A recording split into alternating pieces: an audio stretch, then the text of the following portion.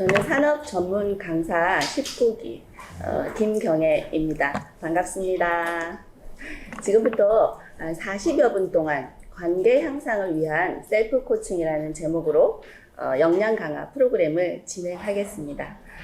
사회적 성공은 나와 함께하는 사람들과의 관계로부터 시작된다고 할 수 있는데요. 훌륭한 관계를 맺고 더 나은 나를 만들어가기 위한 성장의 시간이 될 수 있도록 최선을 다하겠습니다. 저는 학교나 기관에서 강의하고 있고요. 어떻게 하면 코치로도 활동하고 있습니다. 어떻게 하면 재미있고 의미 있는 강의가 될까 고민하고 연구하고, 그래서 이제 활동과 퀴즈를 곁들여서 소통과 효과성을 추구하는 강사가 되기 위해서 노력하고 있습니다. 그래서 조금 있다, 오늘은 퀴즈 큰 활동은 할 수는 없지만 조금 있다가 활동할 때 저희 진단 점검하는 게 조금 있거든요. 그때 적극적으로 참여 부탁드리겠습니다. 자, 우리는 선택적으로 뭔가 혹은 또 필연적으로 누군가와 관계를 맺고 살아가게 되는데요. 인간관계가 뭐길래 또 왜 중요한 것인지, 또 인간관계가 미치는 영향력에 대해서 또 살펴볼 거고요. 나는 어떤 스타일로 관계를 맺고 유지하고 있는지, 나의 관계성을 스스로 점검하고 더 나은 나의 인간관계를 위해서 셀프 코칭하는 시간을 가질 것입니다. 여기서 셀프 코칭이라는 것은 그냥 편안하게 생각하시면 될 것 같아요. 내가 나에게 스스로 코치하는 것이다 라고 이제 생각하시면 좋을 것 같습니다. 이따 같이 한번 해보려고 하고요. 오늘 이 시간이 각자 추구하는 삶에 있어서 밸런스를 잡는 데 도움이 되실 거라고 믿습니다. 드라마 제목인데요. 재미를 더하기 위해서 제가 중간에 몇 개 이렇게 초성으로 관계에 대한 작은 팁도 공유해 보려고 합니다. 한 3년 전쯤 나왔던 JTBC 드라마 제목입니다. 혹시 채팅창 주셔도 되고 말씀으로 해주셔도 좋습니다. 밥 잘 사주는 예쁜 누나 였습니다. 이런 드라마가 있었는데요. 주변에 보면 밥을 잘 사는 사람들이 있는데 이들을 가만히 보면은 다른 계산도 솔선수범하는 경우가 많습니다. 그러니까 명리학에서는 사람을 한 10가지 품성의 종류로 나눈다고 하는데요. 그 중에 식신이 있는 사람들이 대체로 그렇다고 하고요. 그저 나누는 게 그냥 생활하던 사람들이라고 합니다. 그래서 주변을 둘러보면 근데 딱히 사이가 나쁜 것도 아닌데 서로 바쁘다 보니 이런저런 핑계로 밥 한 번 먹지 않은 관계도 있더라고요. 저는 그 밥을 같이 먹으면 좀 친해지는 느낌이 들더라고요. 그래서 여러분도 식사 시간을 활용해서 관계를 더 돈독하게 만드실 수 있지 않을까 생각해 봅니다. 자기는 하고 싶지 않지만 친한 사람이나 또 주변 사람들에게 이끌려서 나쁜 짓도 덩달아 하게 되는 경우에 사용하는 속담입니다. 무엇일까요? 나익수님 역시 밥 사주는 오빠. 친구 따라 강남 간다. 맞습니다. 네. 함께 가면 유익한 사람이 있고 또 해가 되는 사람이 있습니다. 또 좋은 멘토, 선후배, 동료, 이렇게 좋은 사람들하고 같이 매일 함께 하는 것만으로도 우리는 성장하고 발전을 가져올 수 있는데요. 그런데 내가 잘 되는 것을 시기하거나 방해하는 사람들도 주변에 있기 마련입니다. 그래서 알려진 바와 같이 사람들은 인간이라는 존재는 긍정적인 것보다는 부정적인 것들에 훨씬 더 전염되고 빠져들기가 버립니다. 그래서 주변에 나쁜 영향을 끼치는 사람들과 이야기하고 같이 생활하는 것만으로도 그게 나한테 조금 영향을 줄 수 있다는 이야기이고요. 저희 부모님께서는 좋은 친구를 곁에 두라고 늘 당부하셨습니다. 그런데 요즘은 친구 따라 오디션 가서 성공한 연예인들이 꽤 많더라고요. 어쨌든 인간관계를 잘하라는 말씀이셨으리라고 생각되고요. 네, 그래서 인간관계가 그러면 중요한 이유가 뭐냐? 왜냐하면 중요한 이유는 인간은 사회적 동물이기 때문입니다. 아무도 없는 조용한 곳에서 그냥 혼자 살면 좋겠다고 생각해 본 적이 있으신가요? 그런데 막상 그렇게 생각해서 내 삶의 목표나 그 과정을 가만히 생각해 보면 혼자서 할 수 없는 일이 너무나 많고 불가능하다는 것을 바로 깨닫게 됩니다. 그래서 우리는 응해야 하는 순간부터 다른 사람과 서로 돕는 관계로 함께 살도록 태어난 존재인 거죠. 그래서 사람들과 관계 속에서 스트레스를 받으면 몸과 마음이 굉장히 힘들어지고요. 또 그들과 정서적인 유대관계가 좋으면 뭐 갈등도 줄일 수 있고 뭐 협업을 통해서 뭐 생산성을 높여서 그게 또 내 자산이 되기도 합니다. 예. 자, 인간은 사회적 동물이기 때문에 사회성은 인간이 살아가기 위해서 매우 중요한 요소라고 할 수 있는데요. 관계를 유지하는 능력도 사회성이라고 할 수 있습니다. 그런데 처세술이 있는 사람은 사회성이 좋다고 말할 수는 없겠지만 다른 사람과 진정으로 긍정적인 관계를 맺는 능력이 높다고 또 말할 수도 어렵습니다. 처세술 사회성이 있다고 말할 수는 있지만 그래서 사회성이 또 낮다고 친구 수가 적은 것도 아니고요. 그래서 긍정적으로 관계를 형성하는 능력, 협업해서 함께 성과를 내는 능력, 또 효과적으로 갈등을 해결하는 능력, 또 설득하고 리드하는 능력, 이런 모든 것들이 대인관계 능력이라고 하겠습니다. 자, 어떠한 사람들이 그러면 행복할까? 평생 행복하게 살까? 누구나 한 번쯤 생각해 볼 수 있는 문제인데요.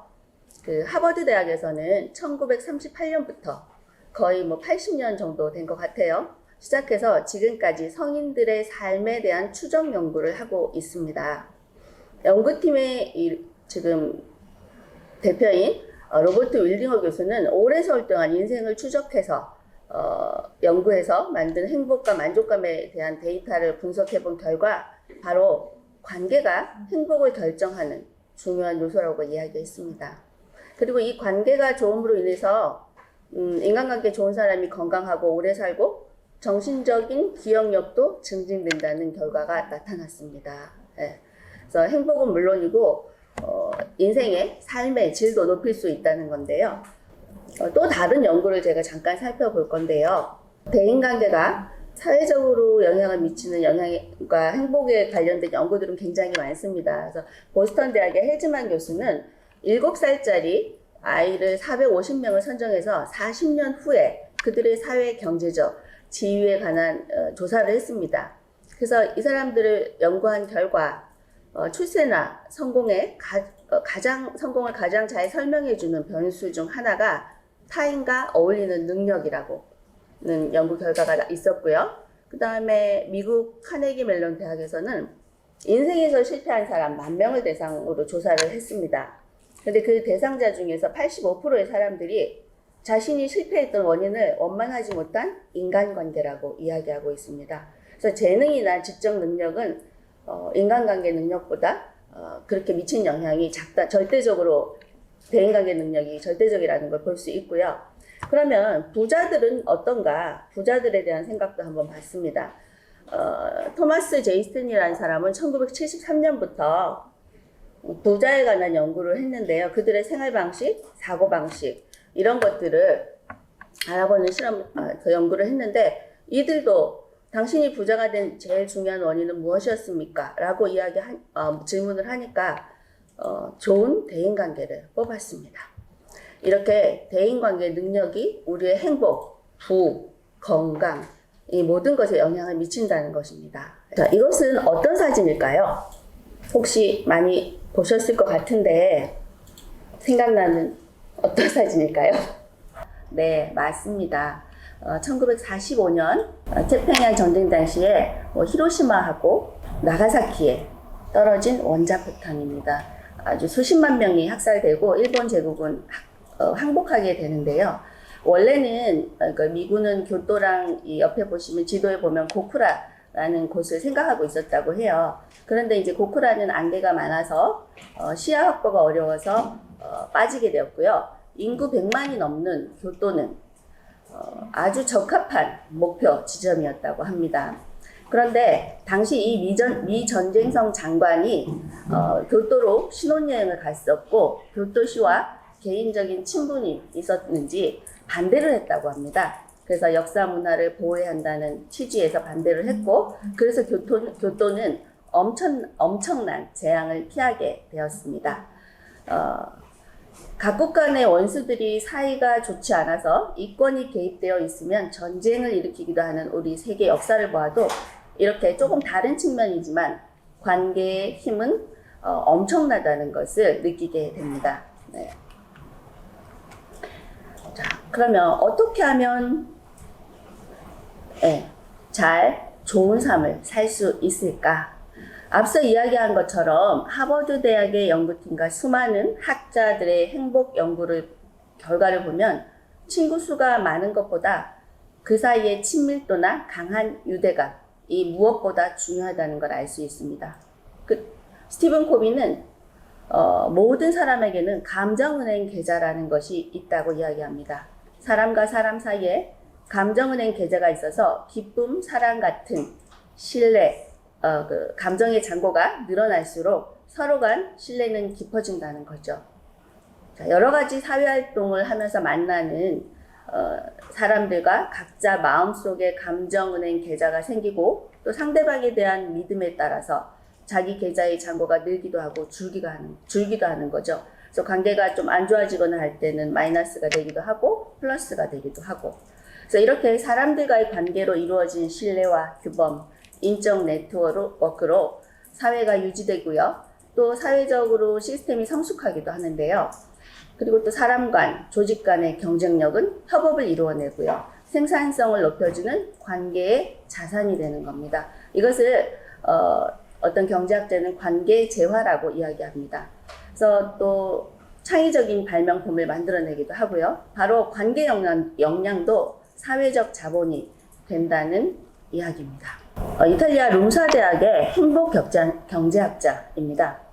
이 사람은 시장 경제가 좋다고 해서 사회가 좋은 건 아니라면서 행복하지 못한 이들에 둘러싸여 있으면 나도 행복할 수 없다라고 이야기합니다. 그리고 아까 이야기한 것처럼 만약 사람 사이에 헌신, 사랑, 뭐 이런 일상적인 우정 등 이런 것들은 관계 재화가 돼서 행복을 만들어내고요. 예를 들면 한 팀에서 일하는 동료들이 마음이 원만하게 잘 맞으면 서로 협력할 수 있고 생산성이 또 높아지고 성과를 내고 또 창의성이 생겨서 어떤 성과를 내게 되면 이 팀은 관계 재화가 있고 그런 자산을 소유하고 있다고 보는 것입니다. 그래서 사람, 가족, 친구, 주변인들과의 좋은 관계는 나를 채워주고 또 행복하게 해주고 함께 맛있는 점심을 먹는 것처럼 옷을 살 때 만족감을 주는 것 같은 거죠. 그래서 이런 관계 재화는 사회적 자본이 되고 우리의 자산이 된다는 것입니다.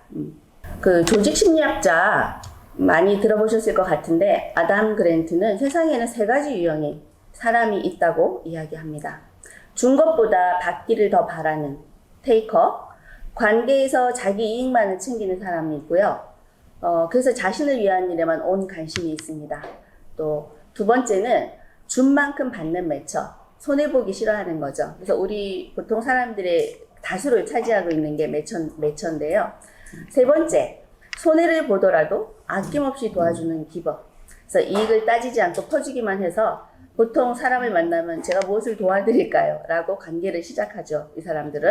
그래서 우리는 모두 줄 때도 받을 때도 있는데 여러분은 이렇게 사람을 대하는 방식에 나는 어떤 스타일인지 잠시 한번 생각해 보시겠습니까? 실제로 아까 임희연 강사님이 중간에 강아지 그림에서 이타적이라고 아까 심리 테스트를 하셨는데 이타성을 가진 사람은 잘 못 찾으셨잖아요. 근데 이타성을 가진 사람은 아주 좀 작다 그래요. 실제로 아주 정확한 데이터는 나와 있지 않지만 10% 이하. 그런데 지금 세상은 바뀌고 있어서 굉장히 좀 늘어나고 있고요. 이타성은 이기주의의 반대 개념이고 나보다 남을 먼저 생각하는 성향인데요. 그러니까 다른 이들을 먼저 행복하게 하라는 말과 통하는 바가 있습니다. 주로 이타성이 많은 사람들이 성공한 사람들에게서의 특징으로 나타나고 있습니다. 그래서 이 책의 저자는 생각하는 슬기로운 인간관계는 바로 타인을 돕는 것이다. 그 자체가 성공으로 뭐 가는 길이다라고 이야기하고 있습니다. 자, 이거는 가는 떡이 두꺼우면 오는 떡도 두껍다라는 말과 좀 비슷하고요. 또 가는 말이 고와야 오는 말이 곱다. 무슨 말일까요? 가는 정이 있으면 오는 정이 있다. 이거 좀 어려웠나요? 네. give and take라는 이야기인데요. 조금 타산적인 느낌도 들지만 인지상정이라서 제 경험상은 먼저 가니까 돌아오는 게 좀 크긴 하더라고요. 네. 중간에 잠깐 넣어봤고요. 자, 유은어차 고복 어필한 뜻이요. 여기서 내가 베풀면 다른 데서 받더라. 뭐 그런 중국의 한자 성어인데요. 그래서 그 위에 또 보시면 애덤 포레스트 리프킨이라는 사람은 실리콘밸리의 기업인입니다. 이 사람은 전 세계 유력 인사들과 사회적으로 최고의 인맥을 쌓은 사람으로 유명한데요. 그 비결을 이렇게 말합니다. 나와 관계 있는 사람이 보다 나은 인생을 살아가도록 돕고 싶다. 바로 이타성인데요. 실제로 지금 보통 사람들이 경쟁이 치열한 사회에서는 이기적인 사람이 성공을 할 것이라고 생각하지만요. 남들보다 더 많은 걸 차지하기 위해서는 내 성취를 위한 행동이 아니고 타인을 위한 베푸는 행동, 양보하는 행동이 손해를 본다고 생각하지만 실제로는 우리 인생이 길기 때문에 마라톤처럼 길기 때문에 결국은 사회적으로 이타적인 사람들이 더 성공한다는 것이 밝혀졌고요. 그리고 이 시대에는 예전보다 협업하는 일이 많아졌고 공동의 목표로 정보를 같이 공유해야 하고 남들이 꺼리는 일도 마다 않고 하고 희생적으로 하는 이타적인 사람이 팀 내에 있어야 잘 돌아가게 됩니다. 그리고 이러한 업무 환경에서는 이기적인 사람보다 이타적인 사람, 양보하는 사람, 굳은 일 마다 않고 하는 사람이 평판이 좋을 수밖에 없고요. 요즘은 또 SNS가 많이 발달해서 사회적 평판이 빠르게 공유되고 확산되기 때문에 기업이나 사람이 성공하는 데는 매우 중요한 요소가 될 수밖에 없습니다. 네. 자, 인간에 대한 행복에 대해서 연구한 학자들은 많은데요. 그 중에서 아주 행복한 사람들과 덜 행복한 사람들의 차이는 무엇이었을까요? 지금까지 이야기했던 것처럼 아주 관계의 깊이인데요. 강한 유대감과 그러면 이런 여러 관계가 있어요. 가족, 친구, 이웃 이런 관계들 중에서 나는 누구와 어떠한 관계를 유지하고 있을까요? 한번 이 시간에 한번 생각해 보시면 좋을 것 같고요. 상대방과 좋은 사이인지 서로 싫어하는 사이인지 나는 좋아하는데 상대방이 날 싫어하는 사이는 아닌지 아니면 나는 싫어하는데 상대방은 나를 좋아하는지 그걸 서로 모르고 있는지 그래서 그 사이를 한번 생각해 보시고 각각의 사이에서 나오는 특징들을 한번 생각해 보시는 거예요. 그러면 그들의 관계에 대한 특징을 살펴보시면 나의 인간관계를 이해하는데 도움이 많이 되실 겁니다. 그래서 지금 제가 준비한 거가 이제 나의 관계성을 점검하기 위해서 한 2가지 정도를 우리가 직접 활동을 해보려고 합니다. 그래서 일단 아시는 바와 같이 나를 이해하는 것으로 출발해서 다른 사람을 이해하게 되고 또 그렇게 해서 관계를 개선할 수 있다는 점 기억하시고요. 감정적인 측면을 살펴보기 위해서 감정은행 계좌 잔고 체크하는 활동을 해볼 거고요. 다음으로 나는 조직에서, 네트워크에서, 우리 모임에서, 가정에서, 학교에서 어느 쪽을 지향하는 리더의 스타일인지 아주 간단한 척도 검사를 해볼 겁니다. 어떤 검사이든지 검사 결과 나오면 내가 알고 있는 나와 다르게 나올 경우가 종종 있습니다. 그날의 컨디션에 따라 뭐 다르게 나올 수도 있고요. 또는 내가 이기적인데 나만 모를 때도 있다는 점 잊지 마시고요. 미처 자각하지 못하는 내 모습을 있는 그대로 받아들이는 자세가 더 중요하니까 같이 한번 해보기를 해요. 자, 화면을 보시면 자 그러면 감정은행 계좌에 어떤 감정들이 나는 저축되어 있는지 한번 보겠습니다. 먼저 종이와 펜을 준비해 주시겠습니까? 그리고 내가 중요한 사람이, 내가 중요하게 생각하는 사람의 별명이나 이니셜을 적어주십시오. 그리고 그 사람과의 관계를 생각해 보시는 거예요. 그리고 그 사람과 그러니까 내가 그 사람에게 갖고 있는 감정 한 두세 가지 정도에 대해서 뭐 믿음, 의존, 사랑 여러 가지 제가 예시는 갖다 놨는데 생각이 안 나실까봐 그런 잔고가 어느 정도 되는지 한번 표시해 보시기 바랍니다.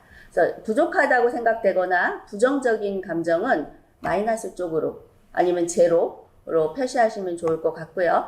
1에서 10가지의 정도를 중에서 어느 정도 되겠다. 그래서 표시하시면 좋을 것 같습니다. 긍정적이고 충만한 감정은 플러스 쪽으로 표시하면 됩니다. 감정 단어 예시 참고하시고요. 여기에 없는 단어 사용하셔도 좋습니다. 그래서 예를 들어 내 친구 길동이랑 있으면 너무 즐겁고 편안해요. 그런 감정이 충만한 정도를 1에서 10까지로 볼 때 제 경우에는 뭐 7 정도 되고 편안함이 9 정도로 느껴지면 플러스 7에 즐거운 편안함의 9를 체크하는 거죠. 근데 그 친구가 너무 손이 가고 눈치가 없어서 답답해요. 그럼 저는 답답함의 정도를 마이너스 8 정도에 표시를 할 거예요.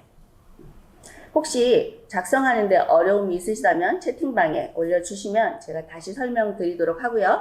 지금부터 3분 드리겠습니다. 한번 해보십시오.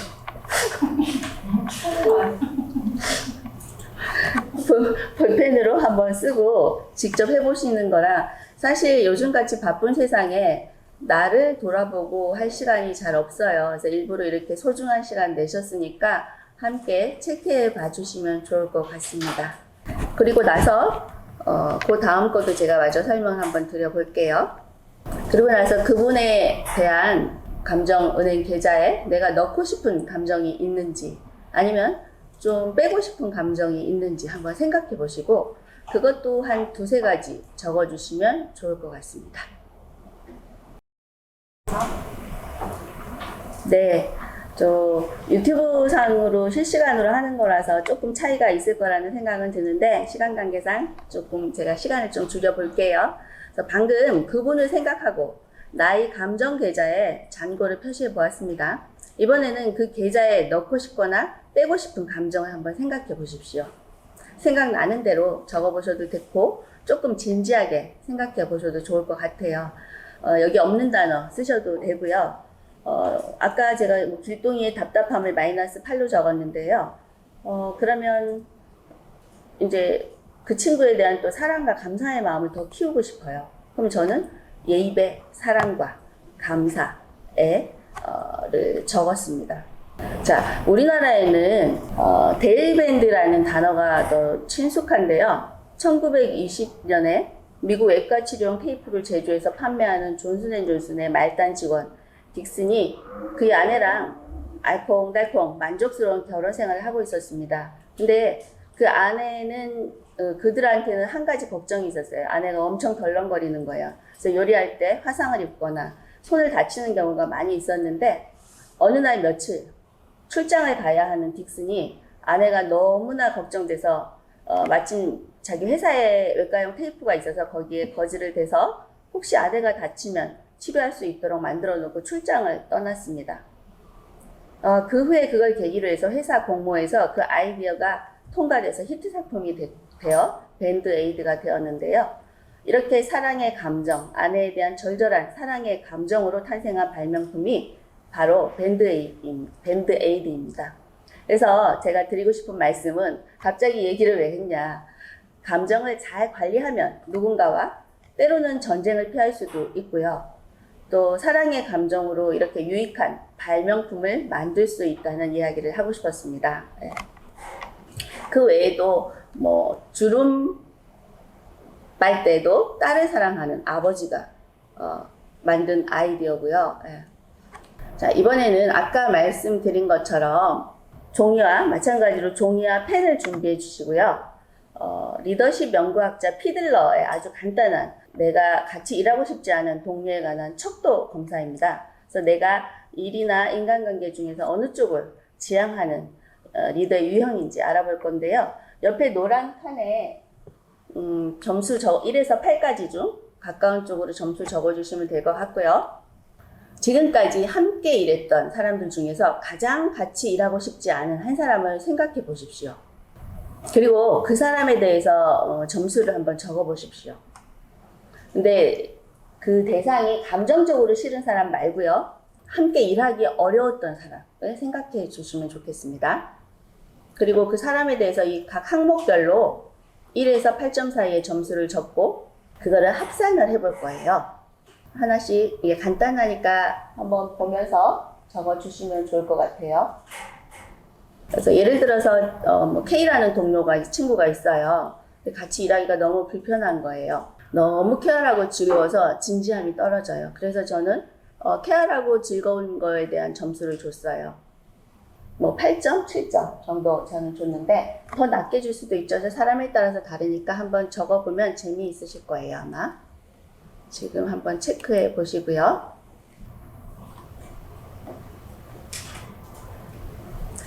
사실 이렇게 방송을 하고 세팅을 하고 준비하면서 하니까 체크하는 시간은 한 1분 정도 드리겠습니다. 네, 점수 합산하셨나요? 합산한 점수를 보고 이제 해석해 볼 건데요. 그래서 관계지향적 리더의 특징을 키워드로 살펴보면 배려, 지원, 신뢰관계, 자율성, 참여, 존중, 또 팀원에 대한 관심입니다. 또 과업지향적 리더의 특징 키워드는 과업지향적이고 목표 달성, 규칙, 또 스케줄 중시하는데요. 각 특징들은 우리 모두 다 갖고 있습니다. 그래서 내가 조금 더 많이 갖고 있는 성향이라고 생각하시면 되고요. 또 아까 말씀드린 것처럼 오늘 컨디션, 생각에 따라서 조금 달라질 수도 있습니다. 그런데 과업지향적 리더와 관계지향적 리더의 기준 점수를 보시면 크게 차이가 없어요. 근데 실제로 내가 합산해서 계산한 점수가 예를 들어 84점이 나올 수도 있고 25점이 나올 수도 있습니다. 그래서 점수 차가 크다면 내가 그만큼 낮은 경우에는 과업지향이 굉장히 그쪽으로 많이 쏠려 있다고 생각하시면 될 것 같고요. 위에 높은 쪽으로 가 있으면 관계지향적으로 많이 쏠려 있구나. 업무에 있어서 너무 지나치게 관계지향적이면 성과가 낮을 수도 있기 때문에 그 부분을 내가 나의 유형이 이렇구나. 내 스타일이 조금 지나치네. 관계지향적인 건 알았지만 내가 이렇게 높은 줄은 몰랐어. 그래서 조금 조절해야겠구나. 그래서 조절해서 성과를 내는 방향으로 만들 수도 있고. 그래서 이제 참고하셨으면 좋겠고요. 제가 조금 두서없이 왔다 갔다 해서 어떻게 들으셨는지 모르겠는데, 인간관계는 인간을 아름답게 하는 관계라고 하죠. 그래서 나는 나와 사람들과 또 관계를 잘하고 있는지 점수를 주신다면 100점 만점에 몇 점을 주시겠습니까? 적어주셔도 좋고 혼자 속으로 생각하셔도 좋습니다. 말씀하셔도 좋고요. 네, 비밀 지켜드리겠습니다. 좋습니다. 관계력 증진을 위해서 아마 코치님들은 많이 해보셨을 것 같은데요. 꾸준히 유지해야 할 것, 그리고 멈춰야 할 것, 그만둘 것, 새롭게 시도해 볼 것을 항아리 3개를 그리고 새롭게 담을 것을 적어 보시는 겁니다. 오늘은 시간 관계상 직접 해보진 않을 거고요. 감정적인 부분이나 습관 모두 좋습니다. 행동도 좋고요. 부모님께 전화하는 거, 관계 유지를 위해서 친구들하고 동료들하고 나 한 달에 한 번은 밥을 먹을 거야, 회식할 거야. 지금은 회식이 어렵긴 하지만요. 레이선 회식도 좋습니다. 뭐든 좋고요. 또 새롭게 해볼 거. 아까 애착에서도 일기 쓰기를 한번 해보라 했어요. 상황별로. 그런 거를 난 해보겠어.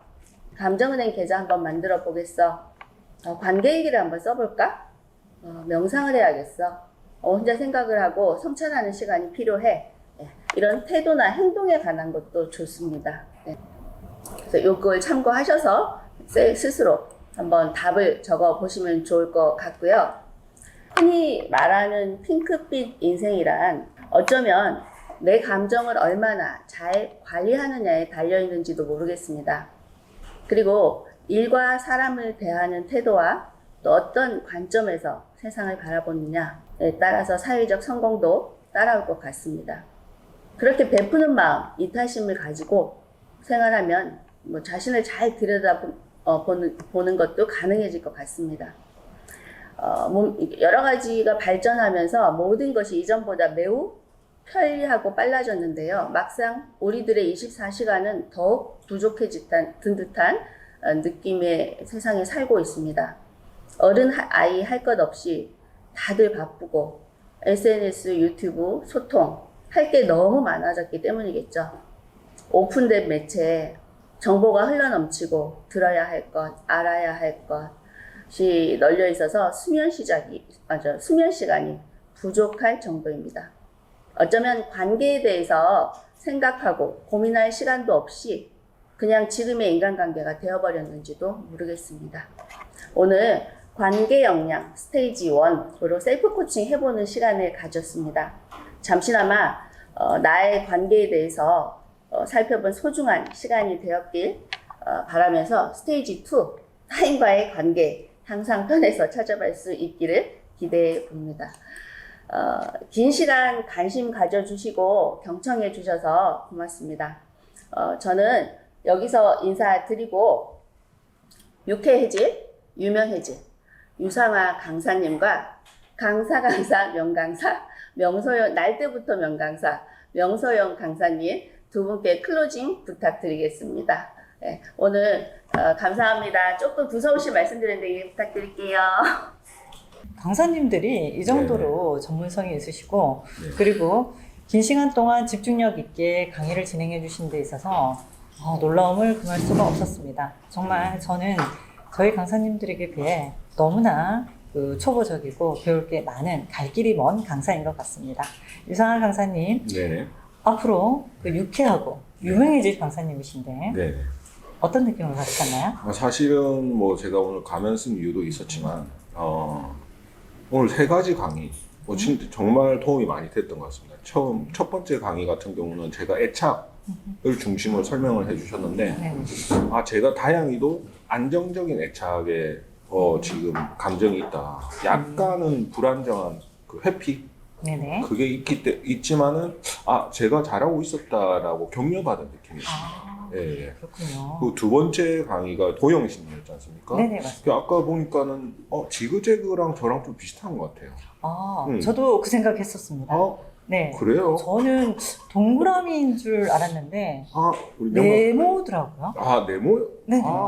요번에 좋은 기회로 이렇게 그쵸. 저희를 다시 알게 돼가지고. 제가 잃었던 제 자신을 찾은 느낌이었습니다. 그러면 박스? 그렇죠. 네. 박스형 과장은 아닌 것 같습니다. 그렇죠. 네. 네. 그냥 박스입니다. 좋은 박스 되시길 네. 바라겠습니다. 감사합니다. 예. 그리고 오늘 또 마지막 강의 방금 네네. 들었지 않습니까? 네. 결국은 나도 중요하지만 관계 형성도 중요하다. 아까 스테이지 1이라고 하셨는데 2, 3 어디가 마지막 스테이지인지 모르겠지만 계속 듣고 싶다. 그렇죠. 네, 특히 첫 번째가 황지용 강사님 또 네네. 아까 심리 이렇게 전문적으로 하시는 네. 거 듣고 다음에 한번 찾아뵈야겠다. 그렇죠. 오늘 같은 경우는 너무 기대보다 훨씬 많이 도움이 될 것 같습니다. 저희 황지원 강사님께서는 저희 기수의 막내임에도 불구하고 무척이나 그럼요. 하지만 저희 3인 3색에서 1등을 하신 숨은 실력자이시면서 저력 있는 네, 심리 전문 강사이십니다. 앞으로 많은 기대 부탁드리도록 하겠습니다. 네, 그렇게 해주시면 감사하겠습니다. 그러다 보니까 오늘 얘기도 나누고 강의도 듣고 하다 보니까 제가 가면을 쓸 필요가 없구나. 벗어도 되겠구나라고 과연 느낌이 왔어요. 저런요?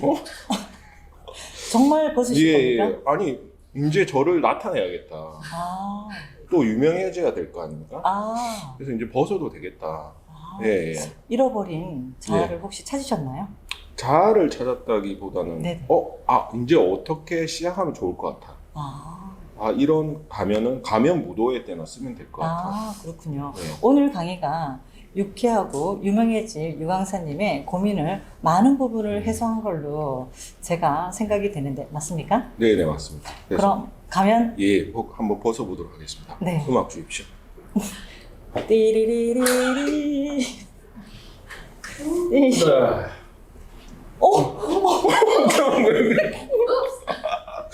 죄송합니다. 네. 저 찐 놀랬습니다. 라이브 방송 아닙니까? 박스 강사님. 네, 알겠습니다. 죄송합니다. 네. 잘 안 보이네. 저희 조이님께서 조이님, 예. 다시 써주시라고. 네네. 네. 예, 저 적응했습니다. 몸둘 바를 모르겠네요. 방금 금방 적응했습니다. 네. 깜짝 네, 놀랐습니다. 오늘 사실 네. 많이 보셨잖아요. 저희 여름 때부터. 네. 이제 다음 이제 네, 저희 당황스럽네요. 진행하시죠. 네. 마무리 짓고 빨리 이제 마치시는 게 좋을 것 같습니다. 일단 오늘 또 강의 중에 질문 사항이라든지 네. 그 스토피아 쪽에도 궁금한 거 있으면 네네. 언제든지 스토피아라든지 유튜브로 댓글 남겨주시면 좋을 것 같습니다. 네. 혹시라도 오늘 강의 들으시면서 궁금하신 점은 스토피아 홈페이지나 저희 유튜브 쪽에 댓글 남겨주시면 저희 쪽에서 성실한 답변 진행해 드리도록 하겠습니다. 네네. 장시간 오늘 고생하셨고요. 도움이 됐길 바라면서 네. 저희는 이거 코로나 때문에 요번에 유튜브 라이브 진행했지 그렇죠. 않습니까? 네, 맞습니다. 앞으로 늦지 않게 음흠. 실제 우리 현장 네. 그리고 교육장에서 만나 뵀으면 좋을 것 같습니다. 그렇죠. 네네. 저희가 코로나19로 인해서 오프라인 강의 현장에서 여러분을 만나 뵙지 못한 게 많이 아쉽습니다. 그러나 온라인을 통해서 여러분과 함께 호흡하고 공감하면서 많은 강의를 통해서 자주 만나 뵙기를 기대하겠습니다. 네네. 자, 다시 뵐 때까지 건강하게 잘 지내십시오. 긴 시간 함께 해주셔서 감사합니다. 수고하셨습니다. 수고하셨습니다. 네.